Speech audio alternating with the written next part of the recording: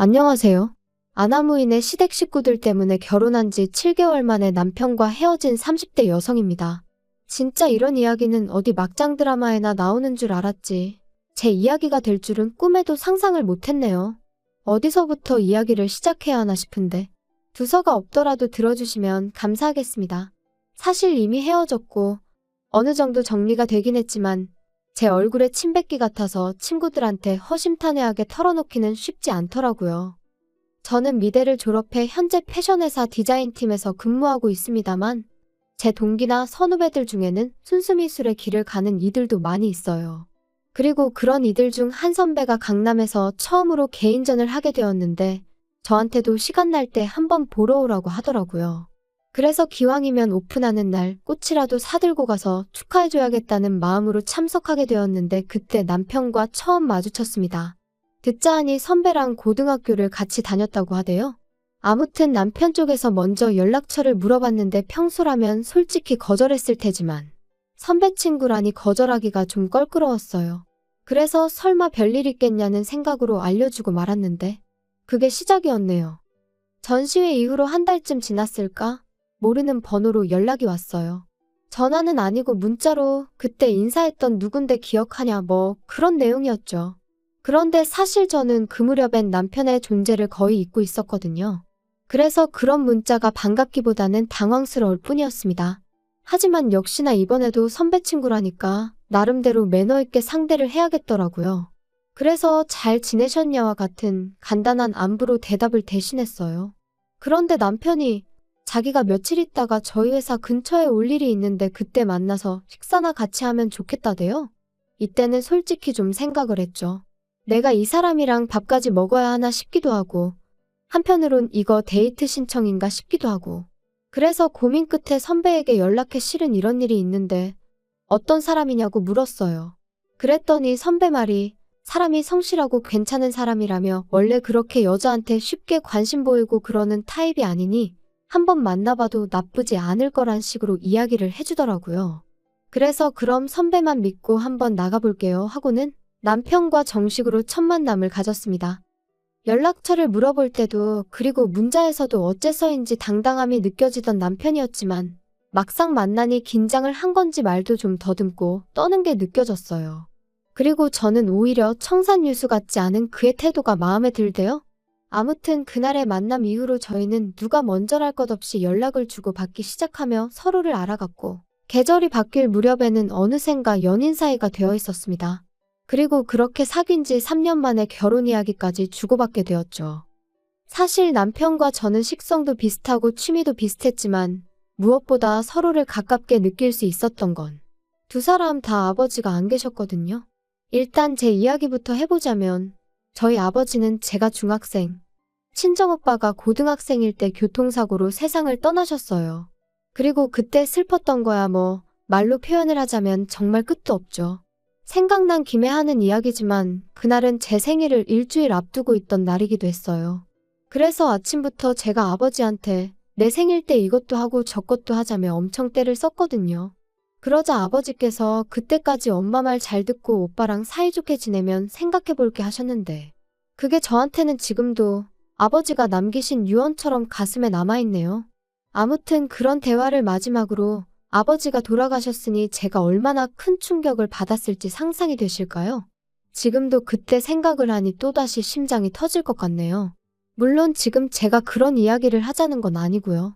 아무튼 그래도 아버지 돌아가시고 나서 저희 가족이 경제적으로 큰 고생은 안 했어요. 물론 위기가 있긴 했죠. 아버지가 하시던 사업을 하루아침에 전업주부이시던 어머니가 이어받으셔야 했으니까요. 하지만 아버지가 생전에 임직원분들을 잘 챙기셨다 들었거든요.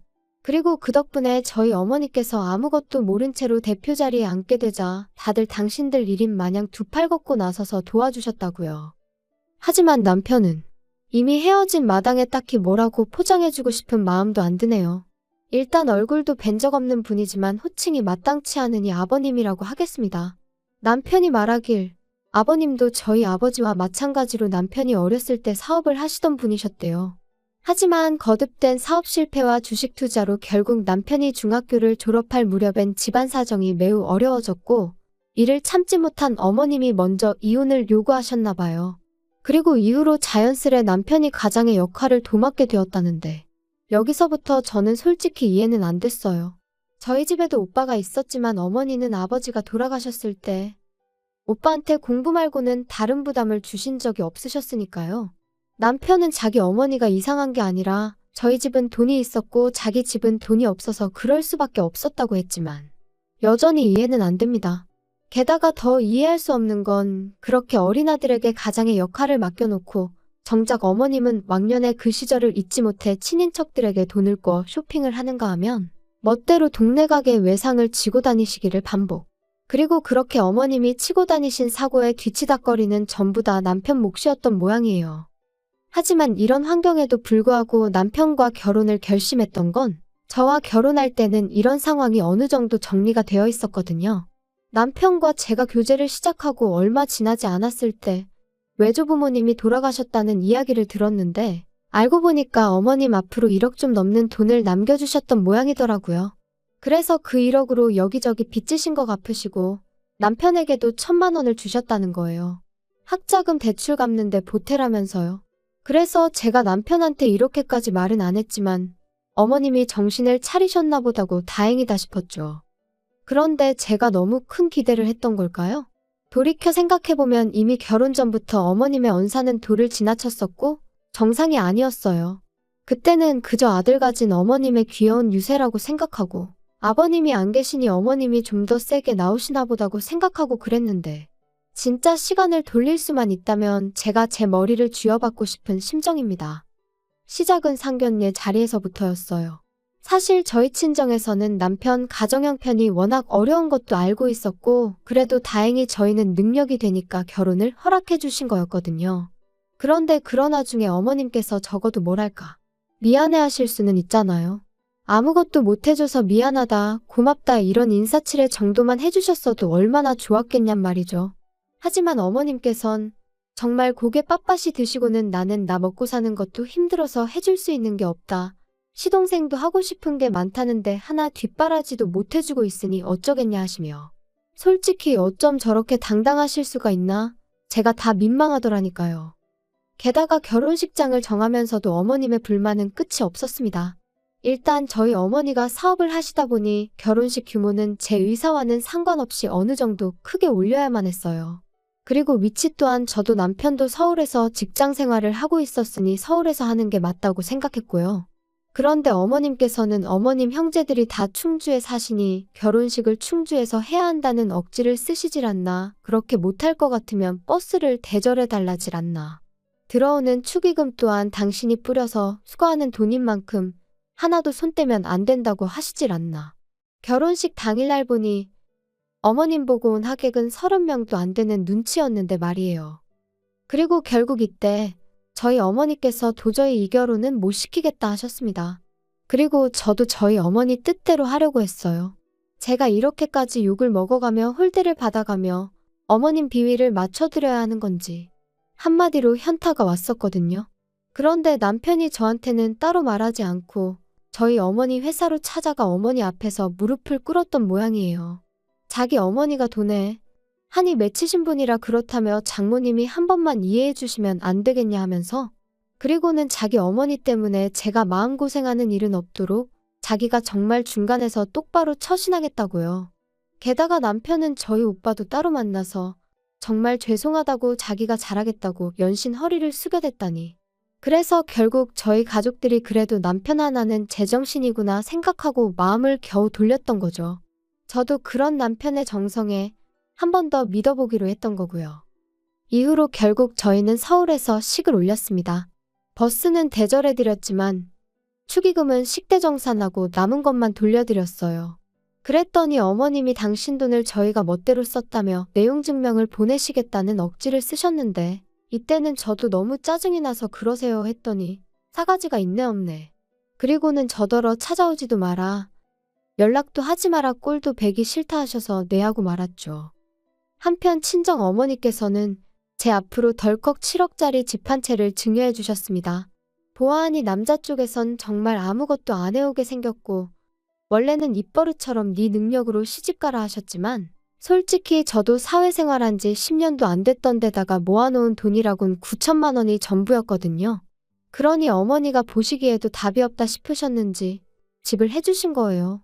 참고로 오빠 장가갈 때보다 더 비싼 집을 해주셨어요. 오빠는 나중에 사업체도 물려줄 거니까 그때 가서 너무 서운해하지 말라면서요. 참고로 이런 대화는 진지하고 심각한 분위기로 오간 것은 결코 아닙니다. 저는 처음부터 어머니 사업에는 관심이 없기도 했고요. 한편 이후로 그렇게 신혼살림을 꾸려나간 지 2달쯤 됐을 때였습니다. 2달 동안 어머님과 남편은 계속해서 연락을 주고받고 있었지만 저는 안 했어요. 하지 말라셨으니까요. 그리고 말이 나왔으니 말이지만 저도 결혼 전에 어머님 때문에 저희 친정어머니가 마음 고생하시는 것도 봤고 저희 친정어머니가 물론 저 좀 더 편하게 살라고 저 때문에 해주신 거지만 어쨌든 7억짜리 아파트를 해서 시집을 보냈으면 솔직히 어머님도 저희 친정어머니한테 고맙다는 말 한마디는 하실 수도 아니 하셔야 되는 거 아닌가요? 그런데 이런 방구도 없으셨으니 저라고 뭘 더 잘하고 싶은 욕심은 요만큼도 안 생기더라고요. 그래서 어차피 꼴도 보기 싫다 하셨지. 이래저래 할 이유가 없어서 연락을 안 드렸죠. 하지만 결국 답답한 건 어머님이셨던 모양이에요. 먼저 연락을 해오셨거든요.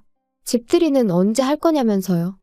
어머님 말씀을 듣곤 어이가 없었습니다.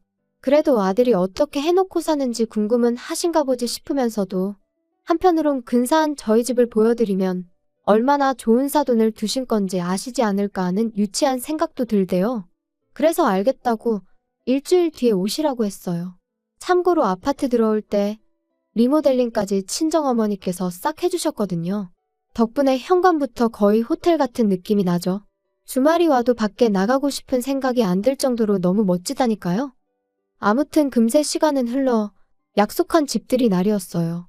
그런데 오시라곤 했지만 솔직히 제 마음이 다 풀린 것도 아니었고 저도 맞벌이를 하다 보니 음식을 한다거나 그럴 시간이 없더라고요. 그래서 집들이 전용 뷔페를 불러 세팅을 했고 그렇게 어머님과 시동생을 맞았죠.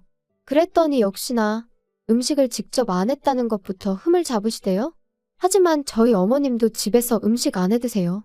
연애하는 동안 남편이 매번 밖에서 저녁 식사를 해결하고 들어가길래 집에 가서 먹지 왜 맨날 사 먹냐니까 어머님이 음식하는 걸 별로 안 좋아하신다나요? 그래서 실제로 시동생도 맨날 편의점에서 사다 먹거나 자기가 대충 라면 끓여 먹거나 하는 일이 다반사랬어요. 그런데 그런 분이 저한테 집들이 음식을 직접 안 했다고 정성이 있네 없네 하시니 어이가 없었죠. 하지만 더 어이가 없는 일은 식사를 마치고 과일을 먹으면서 일어났어요. 어머님께서 분명히 남편에게 들어 알고 계셨을 텐데 이런 집은 얼마나 좋냐 하시더니 한 2억이면 사냐 그러시는 거예요. 아무리 세상 물정 모르신다고 해도 서울에 2억짜리 아파트라니. 순간 짜증이 좀 났지만 꾹 눌러 참으며 7억에다가 세금 내고 리모델링해서 실제로는 8억 정도 들지 않았을까 싶어요 했습니다. 그랬더니 어머님이 뭐? 8억? 아이고 돈이 썩어나네 썩어나. 그래서 니들만 이렇게 좋은 데 사니까 밤에 잠도 잘 오고 좋냐? 시애미한테는 한번 전화를 해야겠다는 생각도 안 들고 말이지? 어머님이 하지 말라고 하셨잖아요. 그런데 했으면 또 화내셨을 거 아니세요? 그러자 잠깐 정막이 흐르고 어머님은 갑자기 나오지도 않는 눈물을 쥐어짜내며 끄끄거리는 소리와 함께 아들 둘 사람 구실하게 키워놓으면 나도 좀 사람답게 사는 날이 올려나 싶었는데 장남이 돼서는 혼자 살겠다고 이렇게 나가서 지만 번 듯한 집에 산다고 참 서글프다. 그러자 시동생이 거들듯이 또 한마디 했어요. 그러니까 형한테만 올인하지 말랬잖아. 이제 와서 누구 탓을 하겠어? 근데 형수도 그러는 거 아닙니다. 우리 형이 원래 이렇게 이기적인 사람이 아니거든요. 아무튼 할 말은 많은데 참는다. 참어. 근데 전 당황스러웠던 게 올인이나마나 남편이 자기 입으로 말하길 어머님한테 금전적으로 도움을 받은 건 그때 1,000만 원 받은 게 전부라고 했어요. 일단 대학에 들어간 이후로는 생활비부터 학비까지 아르바이트에 학자금 대출로 충당했고 덕분에 휴학과 복학을 반복해서 졸업도 거의 8년 만에 했다고 했거든요. 그런 와중에 시동생 용돈까지 챙겼다 들었고요. 그런데 도대체 뭘 올인을 했다는 거며 두 사람 다 뭐가 그렇게 서러운 건지. 하지만 남편이 보인 반응은 제 예상과는 전혀 달랐어요. 남편이 기껏 한다는 소리가 미안하다였으니까요. 자기가 정말 미안하다면서 방법을 찾아보겠다고요. 그리고는 조금만 참아달라고 그러는데 무슨 방법을 어디서 찾을 거며 뭘 조금만 참으라는 건지 내가 지금 꿈을 꾸나 싶을 정도로 옆에서 남편과 어머님이 나누는 대화가 현실감이 없더라고요. 그리고 그렇게 얼떨떨하게 어머님과 시동생을 보내고 뒷정리를 하는데 남편이 저더러 얘기 좀 하자더니 자기도 실은 근래 두세 달이 편하고 좋기만 했던 것은 아니랍니다. 자기만 이렇게 넓은 집에서 편하게 살아도 되나 죄책감이 들어서 괴로운 날들이 많았다나요? 어이가 없어서 그래서 나더러 어쩌라는 거냐고 물었어요. 그랬더니 그래서 자기가 생각을 해봤는데 어머님하고 시동생하고 여기서 지내게 하면 안 되겠냐는 거예요. 그래서 제가 지금 뭐 합가라도 하자는 거냐 나더러 어머님을 모시고 살라는 거냐니까 그건 아니랍니다. 그렇게 살면 서로 불편해서 어떻게 지내냐고 그게 아니고 그냥 이 집 자체를 그대로 어머님하고 시동생한테 내주자는 거라나요? 그리고 우리는 저희 어머니 회사에서 나오는 사택이 있지 않냐며 거기 가서 살자고요. 어이가 없어서 남편더러 지금 그걸 말이라고 하는 거냐 했어요. 내가 왜 우리 엄마가 사준 이 집을 어머님한테 내드려야 되냐고요. 그랬더니 한다는 소리가 어머님이 사시면 얼마나 사시겠냐면서 어머님이 아버님이랑 이혼하시고 마음고생 정말 많이 하셨다고 외조부모님이 주고 가신 얼마 안 되는 돈도 주변 사람들한테 다 뺏기고 빌려 쓴 걸 갚아놓고 뺏겼다고 생각하더라고요. 어머님이야 워낙에 돈의 개념이 없으시니 그렇게 표현하셨다 치더라도 남편마저 속으로 그런 생각이었던 걸 알고 나니 소름이 쫙 끼치는 게 아무튼 거기서 끝이 아니었어요. 자기는 어머님이랑 시동생 없이 이렇게 좋은 집에 사는 거 그렇게 편치만은 않다면서 정 제가 양보를 못하겠다 하면 어쩌겠냐면서 당분간 떨어져 지내잡니다. 우리가 부부긴 하지만 그래도 제가 스스로 돌아보고 생각할 시간을 주겠다면서 말이에요. 그리고 딱 보니까 그렇게 말하면 제가 넙죽 미안하다고 할 줄 알았는지 남편 나름대로 초강수를 던진 거더라고요. 기도 안 차서 제가 웃었어요. 그리고는 그러라고 그럼 오늘 당장 짐 싸서 원래 살던 집에 가서 지내라 했지요. 그리고 나는 뭐 생각이 딱히 달라질 것 같지는 않으니 계속 떨어져 지내자고요.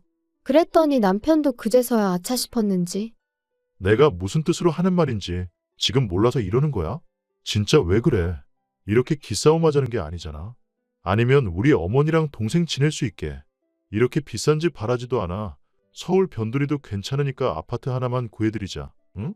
그러니까 내가 왜 그렇게까지 해드려야 하냐고. 진짜 막말로 오빠라도 잘 살게 되었으면 어머님도 도련님도 나한테 고마워해야 하는 거 아니야? 하나를 해주면 두 개를 바란다더니 정말 그 말이 딱이네. 이제 더는 신경 쓰고 싶지도 않으니까 그만 내 집에서 나가줘. 솔직히 결혼한 지 3개월, 혼인신고도 아직 하기 전이었어요. 안 하려고 안 한 게 아니라 남편이 그래도 어머님하고 제 사이가 어느 정도 풀어지고 그리고 나서 혼인신고 하러 갑니다 하고 인사는 드리고 했으면 좋겠다 해서 안 한 건데 생각해보면 그나마 남편이 저에게 좋은 일 하나 해준 거네요. 그래도 여전히 짜증은 납니다. 어차피 제 결혼식에 올 사람은 다 왔으니 혼인신고 안 했다고 이혼은 아니에요 말하는 건 제가 못하겠거든요. 그리고 남자친구는 결국 별 수 있나요? 친정어머니의 저희 오빠까지 나서니까 자기도 어쩔 수가 없다 싶었는지 본가로 돌아갔어요. 그런 와중에도 어머님은 어찌나 꼿꼿하시던지 저더러 돈 몇 푼 아끼려다가 대단한 당신 아들을 놓친 거라며 저더러 불쌍하답니다. 사람이 셈을 그렇게 못해서 어쩌냐고요. 저 정도면 정신병 아닌가 싶어서 더는 상대 안 했어요. 살다 보면 누가 정말 셈을 못한 건지 알게 되겠지요.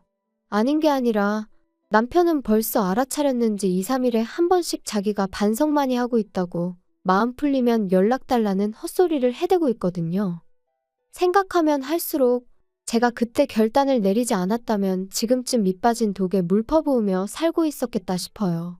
게다가 남편은 하루라도 빨리 애부터 갖자는 주의였으니 생각할수록 소름만 끼치네요. 아이까지 있었으면 정말 발 빼기가 곤란했을 테니까요. 아무튼 돌아가신 아버지가 보다 못해 저를 도와주신 건 아닐까 싶기도 하고 여러 가지 생각이 드네요. 이제 정말이지 저를 진심으로 아껴주고 사랑해주는 사람들에게 부끄럽지 않게 똑똑하게 살아야겠어요.